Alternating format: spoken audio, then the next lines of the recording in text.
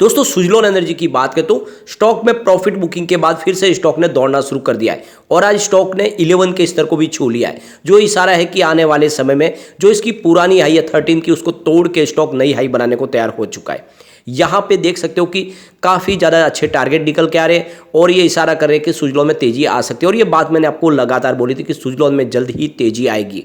काफ़ी लोग हैं जो बहुत ज़्यादा मायूस हो गए थे स्टॉक के नहीं बढ़ने की वजह से, उनको लगता था कि स्टॉक नहीं दौड़ेगा, लेकिन मैंने आपको लगातार कहा कि स्टॉक जल्दी ही 2 डिजिट में जाएगा और आप बिल्कुल देख सकते हो कि स्टॉक 2 डिजिट में भी गया और इसको आज इसने 11 के स्तर को भी छुआ। काफ़ी ज़बरदस्त वॉल्यूम हो रहा है, बड़े फंड हाउस की जम के यहाँ पे खरीदारी भी हो रही है।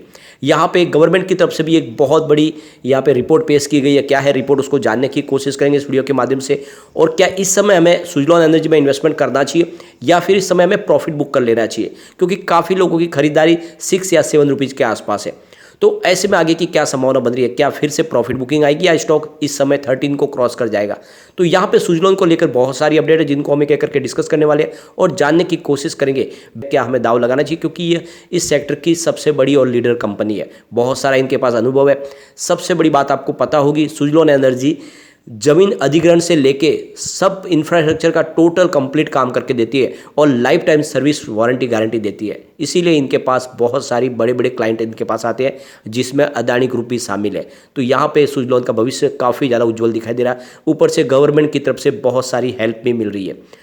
यहाँ पे सबसे पहले अगर हम बाजार की बात करें तो आज BSE सेंसेक्स 62,677 के स्तर पे क्लोजिंग दी है, जहाँ पे हमने 144 पॉइंट की तेजी देखी, यानी 0.23% हमारा बाजार तेजी से आगे भागा है।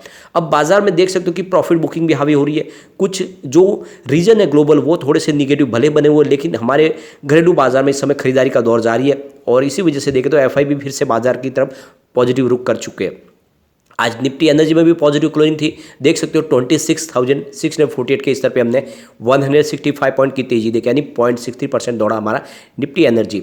और सुजलॉन ने तो आज काफ़ी ज़बरदस्त कमाल किया। यहाँ पे देख सकते हो स्टॉक की शुरुआत 10.20 पर हुई, यानी कल की जो क्लोजिंग है उसके आसपास ही शुरुआत हुई 10.10 पर, और दिन का जो लो है वो कल की क्लोजिंग पर था, यानी 10.10 पर। लेकिन जो हाई बना वो है 11 रुपीज़ का, बहुत ही ज़बरदस्त, और काफ़ी दिन के बाद फिर से इसने 11 के स्तर को छू लिया है। क्लोजिंग 10.80 पर रही, जहाँ पे 6.93% की हमने शानदार तेजी देखी है। अब यहाँ पे आप देख सकते हो पिछले एक साल के हिसाब से स्टॉक की परफॉर्मेंस देखें तो 61% का ज़बरदस्त स्टॉक ने रिटर्न दे दिया है। 6.70 के आसपास स्टॉक था 15 दिसंबर 2021 को। इसके अलावा अगर 6 मंथ के रिटर्न की भी बात करें तो 45% का शानदार रिटर्न स्टॉक दे चुका है। 7.44 के आसपास था 15 जून को। यहाँ पे सिर्फ 1 मंथ की बात करें स्टॉक ने 31% की अच्छी खासी तेजी बताई है। 8.20 के आसपास हमने इसकी प्राइस देखी थी 15 नवंबर को। यहाँ पे 5 डेज के हिसाब से भी 9.09% की अच्छी खासी तेजी देखने को मिल रही है, यानी काफ़ी शानदार दौड़ा स्टॉक लगातार। यहाँ पे वॉल्यूम में आज ज़बरदस्त बढ़ोतरी हुई है, देख सकते हो पिछले एक महीने पहले इसका 17 करोड़ का वॉल्यूम था, 6 करोड़ की डिलीवरी उठाई गई थी। 1 वीक पहले देखें तो 21 करोड़ का वॉल्यूम होता, 7 करोड़ की डिलीवरी उठाई गई थी। और कल 19 करोड़ का वॉल्यूम होता, 7 करोड़ की डिलीवरी उठाई गई थी। लेकिन आज 41 करोड़ का ज़बरदस्त वॉल्यूम हुआ। वॉल्यूम में बहुत बड़ा उछाल है, कल के मुकाबले दुगुना वॉल्यूम हुआ आज। और पूरे बाजार में वॉल्यूम के मामले में नंबर 4 पे है सुजलॉन एनर्जी। यस बैंक में तो आप 100 करोड़ के ऊपर का वॉल्यूम हुआ है, इस हिसाब से नंबर 4 पे है, लेकिन सुजलॉन में काफ़ी ज़बरदस्त वॉल्यूम हुआ है। आपको पता होगा यहाँ पे 17 जनवरी 2022 को ये लगभग 13 के आसपास एक बार गया था, उसके बाद में स्टॉक में काफ़ी ज़्यादा गिरावट भी आई। दूसरी बार ये जब फिर से दौड़ना शुरू हुआ तो ये एक बार फिर से 11 के आसपास गया था 8 अप्रैल 2022 को, लेकिन उसके बाद में स्टॉक में लगातार गिरावट का दौर जारी रहा, काफ़ी नीचे तक स्टॉक गया, लेकिन अब निचले लेवल से स्टॉक फिर से लगभग दुगुना हो चुका है। यहाँ पे आप देख सकते हो कि स्टॉक के अंदर हमने काफ़ी शानदार लगातार तेजी देखी है। 1 दिसंबर को 9 रुपीज़ के आसपास जो स्टॉक था फिलहाल 11 के आसपास पहुँच गया है। तो इस दिसंबर महीने में काफ़ी शानदार प्रदर्शन किया स्टॉक ने, और पिछले 2 दिन से स्टॉक में हमने देखा कि तेज़ी का दौर जारी है। यहाँ पे 13 दिसंबर को जरूर प्रॉफिट बुकिंग हुई, लेकिन आज फिर से शानदार हमने तेज़ी देखी है। तो स्टॉक एक तरह से देखें तो बीच बीच में प्रॉफिट बुकिंग भी आ रही है, जो काफ़ी अच्छी बात है, यानी एक तरह से स्टॉक मजबूत हो रहा है। सुजलॉन एनर्जी की बात करें पिछले एक महीने में इसने 24% का अच्छा खासा पॉजिटिव रिटर्न दिया है, और इस वजह से लोगों को काफ़ी ज़्यादा जो लॉस था वो सारा खत्म हो चुका है और काफ़ी तेज़ी से प्रॉफिट में आ चुके हैं सभी के सभी इसके शेयर धारक।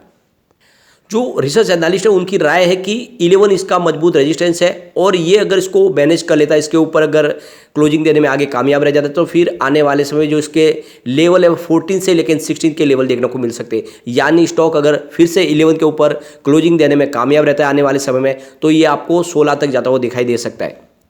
तो यहाँ पे आप देख सकते हो इंडिपेंडेंट एनालिस्ट मनीष शाह का कहना है कि फिलहाल इसके लिए जो मेजर रेजिस्टेंस है वो 10 से 11 है और इसको पार करेगा तो फिर आगे तेजी की संभावना बनी कि स्टॉक बुल रन में जा सकता है। मनीष शाह ने स्टॉक के अंदर 3 से लेकर 6 मंथ के होल्डिंग की सलाह दी गई है। इसमें आपको मीडियम टर्म के लिए निवेश करके रखना चाहिए और आने वाले समय आपको इसमें अच्छी तेजी देखने को मिल सकती है। यहाँ पे देख सकते हो 10 से 11 के आसपास इसका जो है एक रेजिस्टेंस बन रहा है और इसको पार करने के बाद आने वाले समय ये 16 तक जा सकता है और 16 को अगर पार करें तो फिर ये 20 का हमें स्तर देखने को मिल सकता है आने वाले 3 से 6 महीनों में। लेकिन 8 का मजबूत सपोर्ट है और इस स्टॉप लॉस समझना चाहिए 8 का, और इस स्टॉप लॉस के साथ में यहाँ पे निवेश के बारे में आपको सोचना चाहिए। स्वास्थ्य का इन्वेस्टमार्ट के परवेश गौर का कहना है कि फिलहाल स्टॉक के अंदर हमने कुछ एक्टिविटीज पॉजिटिव देखी है और स्टॉक ऊपर की तरफ जाने को भी तैयार हुआ है, लेकिन 11 का रेजिस्टेंस मजबूत है। इसको अगर ब्रेक करके ऊपर की तरफ स्टॉक बढ़ना शुरू होगा तो फिर हमें 14 का टारगेट देखने को मिल सकता है। तो यहाँ पे आने वाले समय 14 देखने को मिल सकता है, यानी पुरानी जो 13.20 की हाई है उसको तोड़ के एक नई हाई बना सकता है। लेकिन यहाँ पे देख सकते हो अगर करेक्शन आता है तो इसमें डाउन साइड में ये 8 का इसको मजबूत सपोर्ट है और यहाँ पे अगर देखें कि ये इसका जो क्रिटिकल सपोर्ट है वो 7.25 का है। ये सपोर्ट टूटेगा तो फिर यहाँ पे फिर से गिरावट हो सकती है, लेकिन जब तक ये सपोर्ट बने हुए ऊपर की तरफ जाने की संभावना ज़्यादा है और आने वाले समय इसमें डेफिनेटली अच्छी तेजी बन सकती है। अब यहाँ पे एक बड़ी अपडेट निकल के आ रही है, विंड एनर्जी को लेकर जो टारगेट सेट किए गए थे 2022 के वो पूरे नहीं हो पाए, उसमें कमी रह गई। तो इसके पीछे गवर्नमेंट की तरफ से जो रीजन बताया गया उनका कहना है कि सप्लाई चेन डिस्टर्ब हुई थी पेंडेमिक दौर के दौरान और इसी वजह से जो हमने गोल सेट किया था वो पूरा हो नहीं पाया। तो यहाँ पे 2022 के लिए टोटल जो रिन्यूएबल एनर्जी का जो यहाँ पे टारगेट था वो 175 गीगावाट का था, जिसमें आप देख सकते हो कि सोलर एनर्जी 100 गीगावाट की थी और 60 गीगावाट विंड एनर्जी के माध्यम से इंस्टॉलेशन करना था और 10 गीगावाट का जो था वो बायो पावर और 5 गीगावाट का स्मॉल हाइड्रो पावर प्रोजेक्ट था 2022 के लिए। तो यहाँ पे पार्लियामेंट में मंगलवार को जानकारी दी गई, पावर मिनिस्टर की तरफ से कहा गया कि जो हमने गोल सेट किया था उसमें कुछ कमी रह गई है और इसके पीछे वजह है यहाँ पे पेंडेमिक का दौर। अब यहाँ पे 31 अक्टूबर 2022 तक की बात करें, विंड प्रोजेक्ट जो इंस्टॉल हुए टोटल कैपेसिटी वो 41.8 गीगावाट की रही है, यानी 60 गीगावाट से कमी रह गई है। लेकिन फिलहाल इसमें 11.7 गीगावाट की कैपेसिटी के जो प्रोजेक्ट है वो अभी फिलहाल अलग अलग वेरियस स्टेज में आगे बढ़ने की दौर में है, यानी इसको भी जोड़े तो कुछ आप देख सकते हो 52 तक पहुंच सकती है गीगावाट की कैपेसिटी, लेकिन अभी फिलहाल वो कंप्लीट नहीं हुए। इसके अलावा देखें तो 1700 मेगावाट के कैपेसिटी के जो विंड प्रोजेक्ट है वो भी फिलहाल इशू किए गए, आने वाले समय में वो भी पूरे होते हुए दिखाई दे सकते हैं।